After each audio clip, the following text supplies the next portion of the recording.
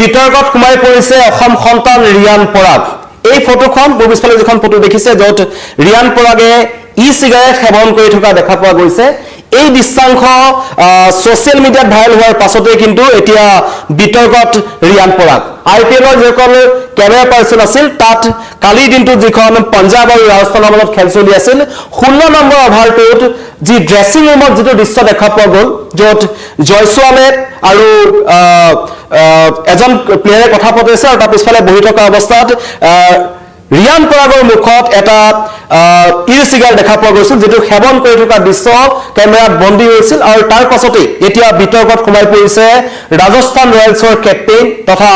অসম সন্তান ৰিয়ান পৰাগক সমালোচনা কৰিছে একাংশই কিন্তু এই যেটো কাম তেওঁ কৰিলে যেটো ই-সিগাৰেট সেৱন কৰা যেটো কাম এটো ড্ৰেছিং ৰুমত কৰিব পাৰি নে নোৱাৰি তাক লৈ প্ৰশ্ন উত্থাপন হৈছে আৰু ইতিমধ্যে যে কেমেৰাত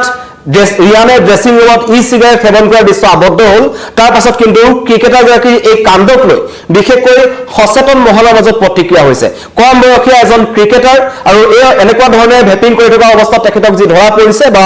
যি দৃষ্টান্ত সচৰাচৰ এজন খেলুৱৈৰ পৰা কোনোৱে কামনা নকৰে অগ্ৰজ ক্ৰিকেটাৰ সকল আছে তেওঁলোকে কোনো ভাৰতীয় ক্ৰিকেটাৰ ক্ষেত্ৰত এনেকুৱা দেখিবলৈ পোৱা নাছিল ইয়াৰ আগতে অষ্ট্ৰেলিয়ান ক্ৰিকেটাৰ শ্বেন ৱাৰ্ণ কেইবাবাৰো তেওঁ খেলি থকাৰ মাজতেই বিয়েৰ খাই বিতৰ্কত সোমাই পৰিছিল এইদৰে কিন্তু ই-সিগাৰেট সেৱন কৰি ৰাজস্থান ৰয়েলছৰ ড্ৰেছিং ৰুমত ৰিয়ান পৰাগৰ যি বিতৰ্কৰ সূত্ৰপাত হৈছে সেই সূত্ৰপাতৰ পাছত এতিয়া চৰ্চা যে বিসিসিআই কি ব্যৱস্থা গ্ৰহণ কৰিব ৰিয়ান পৰাগৰ ওপৰত কাৰণ বিসিসিআইৰ নিয়ম আছে যথেষ্ট কটকটীয়া নিয়ম থাকে এই ক্ৰিকেটাৰ সকলৰ কাৰণে তেওঁলোকক জধে-মধে যিকোনো কাম তেওঁলোকে কৰিব নোৱাৰে নীতি নিয়মৰ মাজত তেওঁলোকে চলিব লাগে আৰু বিশেষকৈ এই সিগাৰেট সেৱন কৰা ধূমপান কৰা এই বস্তুবোৰত কিন্তু ক্ৰিকেটাৰ সকলৰ ওপৰত অধিক নজৰ থাকে টিম মেনেজমেন্টৰ তথা বিসিসিআইৰ ফালৰ পৰা আৰু বিশেষকৈ বিসিসিআইৰ নিয়ম অনুসৰি ড্ৰেছিং ৰুমত বা ষ্টেডিয়ামৰ চৌহদত ধূমপান একেবাৰে নিষিদ্ধ যদি বিশেষ ব্যৱস্থা থাকে ধূমপানৰ কক্ষ থাকে তাত বেলেগ কথা কিন্তু ষ্টেডিয়াম চৌহদত তেনেকুৱা ধৰণৰ ব্যৱস্থা নাথাকে আৰু বিশেষকৈ যি ড্ৰেছিং ৰুম আছে ড্ৰেছিং ৰুমত কোনো কাৰণতে এই ধৰণৰ ই-সিগাৰেট সেৱন কৰা হওক বা অন্য ধূমপানৰ সকলো নিষিদ্ধ ঘোষণা কৰা আছিল বিসিসিআইৰ ফালৰ পৰা সেই নিয়ম ৰিয়ান পৰাগে উল্লংঘন কৰিছে বুলি কোৱা হৈছে আৰু লগতে যিটো ই-সিগাৰেট তেওঁ সেৱন কৰি আছে হেতু কিন্তু ভাৰতৰ 2019 যিখন PECA অধীনত নিষিদ্ধ কৰা হৈছিল তেনে পৰিস্থিতিত ৰাজস্থান ৰয়েলছৰ এই অধিনায়ক গৰাকীৰ এই কাণ্ডই সমগ্ৰ ক্ৰিকেট প্ৰেমীসকলক কিন্তু ভবাই তুলিছে সকলোকে কাৰণ এনেকুৱা ধৰণৰ যদি অপৰাধ তেওঁলোকে কৰে কোনোবাক যদি বিসিসিআই যদি তেখেতক দোষী সাব্যস্ত কৰে তেন্তে মেচ ফি কৰ্তন হ'ব পাৰে কাৰাদণ্ড পৰ্যন্ত হ'ব পাৰে এয়া কিন্তু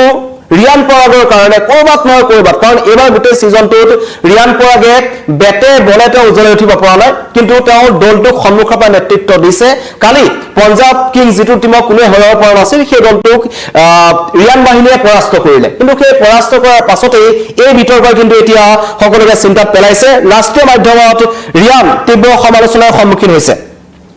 জেল হ'ব পাৰে মেচ ফি কৰ্তন হ'ব পাৰে বুলি কোৱা হৈছে যদি তেখেতক দণ্ডনীয় হিচাপে ধৰা হয় আৰু এই সন্দৰ্ভত এতিয়ালৈকে কিন্তু ৰাজস্থান ৰয়েলছৰ ফালৰ পৰা কোনো ধৰণৰ স্পষ্টীকৰণ দিয়া হোৱা নাই আৰু কিছুমানে ক'ব বিচাৰিছে যে এইটো এয়াৰ জেনাৰেটেড হয় তেনেকুৱা ধৰণৰ বহুতে কৈছে কিন্তু যি আইপিএলৰ যিসকল কেমেৰা পাৰ্চন থাকে তাত ধৰা পৰিছিল 16 নম্বৰ অভাৰটো চলি থকাৰ মাজতে আৰু কি কাৰণে ৰিয়ান পৰাগে সেই কাণ্ড সংঘটিত কৰিলে সেয়া তেওঁ জানিব কিন্তু তেওঁৰ যি কেৰিয়াৰ আছিল মানে দুটা তিনটা আইপিএল সিজন তেখেতক খুব ভাল যোৱা নাছিল তাৰ পিছত কিন্তু ৰাজস্থান ৰয়েলছৰ যি কৰ্তৃপক্ষ আছে তেওঁৰ ওপৰত যথেষ্ট আস্থা দেখুৱাইছিল আৰু এই সিজনৰ আগৰ পৰা তেওঁ কিন্তু লাহে লাহে অধিনায়কৰ দায়িত্ব তেওঁ লাভ কৰিছিল আৰু গৰুৰ দায়িত্ব তেওঁ লাভ কৰিছিল আৰু এটা নতুন ব্ৰিগেড লৈ তেওঁ এইবাৰ গোটেই সিজনটোত তেওঁ আগবাঢ়ি গৈছে যথেষ্ট ভাল ফলাফল তেওঁলোকে লাভ কৰিছে আৰু তেনে পৰিপ্ৰেক্ষিতত এইবাৰ যি প্ৰটকলটোৱে ভংগ কৰিছে বিসিসিআই এই ক্ষেত্ৰত যদি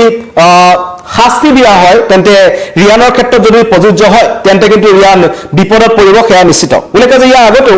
ৰাজস্থান ৰয়েলছৰ যি মেনেজাৰ আছিল ৰুমি ভিন্দৰ তেখেতক টিম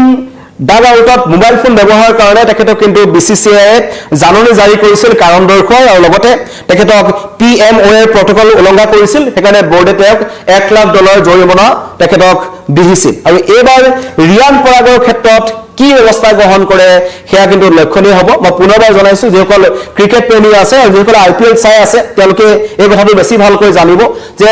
অসম সন্তান ৰিয়ান পৰাগ যিজন ৰিয়ান পৰাগক লৈ সমগ্ৰ অসমবাসীয়ে ক্ৰিকেটৰ ক্ষেত্ৰখনত যথেষ্ট আশা দেখিছে তেওঁ এনেকুৱা এজন ক্ৰিকেটাৰ যিজনে ভাৰতীয় পুৰুষ দলত তেওঁ প্ৰথম স্থান লাভ কৰিছে আৰু লগতে IPLৰ ৰাজস্থান ৰয়েলছৰ দৰে এটা ফ্ৰেঞ্চাইজি আৰম্ভণিৰ পৰা তেওঁ লগত আছে আৰু তেওঁ এবাৰ অধিনায়কৰ দায়িত্ব লাভ কৰিছে অসমলৈ ক্ৰিকেট আহিছে আৰু বহুতে এইটো কথাও কয় যে ৰিয়ান পৰাগৰ দৰে সেলিব্ৰিটি সমূহে এনেকুৱা ধৰণৰ কাম যদি কৰে সেইবোৰ অধিক মানুহৰ চকুত পৰে কাৰণ ৰিয়ান পৰাগক কোটি কোটি মানুহে নতুন প্ৰজন্মৰ মানুহে তেখেতক ফলো কৰে তেখেতৰ দৰে ক্ৰিকেটাৰ হ'ব বিচাৰে বিশেষকৈ নতুন প্ৰজন্মৰ যিসকল ক্ৰিকেটৰ লগত জড়িত ল'ৰা-ছোৱালীসকল আছে তেওঁলোকে ৰিয়ান পৰাগক খুব বেছি ফলো কৰে তেনে পৰিস্থিতিত এনেকুৱা ধৰণৰ ফেম থকা মানুহে ৰাজহুৱাকৈ যেটো কাম তেওঁ কৰিছে কালি ড্ৰেছিং ৰুমৰ ভিতৰত সেইটো কিন্তু কোনো ক্ৰিকেটাৰ সকলে মানি ল'ব পৰা নাই ক্ৰিকেটাৰ সকলৰ ফালৰ পৰাও আহিছে প্ৰতিক্ৰিয়া আহিছে কিন্তু এটা কথা যে ৰিয়ান পৰাগৰ এই সিজনটো যথেষ্ট এটা ভাল সিজন তেখেতৰ কাৰণে গৈ আছিল এজ এ অধিনায়ক হিচাপে বেটত তেওঁ ৰান পোৱা নাই খুবেই দুৰ্বল প্ৰদৰ্শন তেখেতৰ এবাৰ এজ এ বেটসম্যান আৰু বলিঙত তেখেতক এবাৰ কৰা দেখা হোৱা নাই দুটা কেচ দুই তিনিটা কেচ ধৰি তেখেতে চমক প্ৰদৰ্শন কৰিছে আৰু সকলোৱে তেখেতক প্ৰশংসাৰ উপচাৰ পেলাইছিল যে তেখেতৰ যিটো অধিনায়কত্বৰ যি তেওঁ কোৱালিটি আছে লিডাৰশিপ কোৱালিটি আছে তাক লৈ বীৰেন্দ্ৰ সেহৱাগৰ পৰা আৰম্ভ কৰি কুমাৰ সাঙ্গাকাৰা লগতে ইৰফান পাঠান হৰভজন সিং নৱজিত সিং সিদ্ধু অন্য নালাগে ৰবি শাস্ত্ৰীৰ দৰে দিগ্গজ ক্ৰিকেটাৰ সকলে ৰিয়ান পৰাগক ভূয়সী প্ৰশংসা কৰিছিল আৰু অসম সন্তান হিচাপে তাক লৈ আমি সকলোৱে যথেষ্ট গৌৰৱ অনুভৱ কৰিছিল কিন্তু তাৰ মাজতেই এটা বিতৰ্ক আহিছে যি এটা অনাকাংক্ষিত বিতৰ্ক মৃণালিনী বৰঠাকুৰে লিখিছে এয়াই হয় বুলি লিখিছে কিন্তু IPLৰ যিসকল কেমেৰা পাৰ্সন আছে তাত সেই ভিডিওটো ভাইৰেল হৈছে এটা ভিডিও এখন কেৱল ষ্টিল নহয় আচলতে ভিডিও ভাইৰেল হৈ আছে আৰু যদিহে এআই জেনাৰেটেড হয় তাক লৈ তদন্ত হ'ব কিন্তু প্ৰথম পৰ্যায়ত জনোৱা হৈছে যে এটো তেওঁ টেপিং কৰি থকা অৱস্থাত তেখেত ধৰা পৰিছে আৰু কেমেৰাত আবদ্ধ হৈছে আচলতে সচৰাচৰ ক্ৰিকেট খেলসমূহৰ মাজত বিভিন্ন ধৰণৰ দৃষ্টাংশ আমাৰ যিসকল কেমেৰা পাৰ্সন থাকে তেওঁলোকে আবদ্ধ কৰি ৰাখে আৰু 16 নম্বৰ অভাৰটো চলি থকাৰ সময়তেই যি ধ্ৰুৱ জুৱেল আৰু জয়সৱালৰ মাজত যি কথোপকথন চলি আছিল তাৰ পিছফালে বহি আছিল এজন ৰিয়ান পৰাগ আৰু ৰিয়ান পৰাগক দেখা গ'ল যে এটা ই-সিগাৰেট তেখেতে সেৱন কৰি আছে তাৰ পাছতেই ব্যাপক চৰ্চা লাভ কৰিছে এজন ৰিয়ান পৰাগক লৈ আৰু ইতিমধ্যে কৈছো যে ই-সিগাৰেট ভাৰতত 2019 ৰ PEC আইনৰ অধীনত নিষিদ্ধ হৈ আছে তেনে পৰিস্থিতিত হেতু তেওঁ ব্যৱহাৰ কৰাটো এটা দণ্ডনীয় অপৰাধ বুলি ক'ব লাগিব আৰু লগতে BCCI নিয়ম আছে যে ড্ৰেছিং ৰুমৰ ভিতৰত কোনো কাৰণত তেওঁলোকে ধূমপান কৰিব নোৱাৰে ই-সিগাৰেট বা এনেকুৱা ধৰণৰ কোনো কাম তেওঁলোকে কৰিব নোৱাৰে পৃথক কক্ষ থাকিলে এটা বেলেগ কথা ষ্টেডিয়ামৰ চৌহদতো তেওঁ কৰিব নোৱাৰে তেনে পৰিস্থিতিত BCCI নিয়ম উলংঘা কৰিছে এজন ৰিয়ান পৰাগে যাক লৈ কৰবাত তেখেতৰ প্ৰভাৱ পৰিব পাৰে কাৰণ মই ইতিমধ্যে কৈছো যে ৰাজস্থান ৰয়েলছে ইয়াৰ আগতো এই বৰ্ষটোৰ এটা তেওঁলোক ভিতৰত সোমাই পৰিছিল যে তেওঁলোকৰ যিজন টিম মেনেজাৰ আছে লুমি ভিন্দৰ তেখেতে 3 ডাগ আউটত মোবাইল ফোন ব্যৱহাৰ কৰিছিল যাক লৈ BCCI দলৰ কাৰণ দৰ্শাই জাননী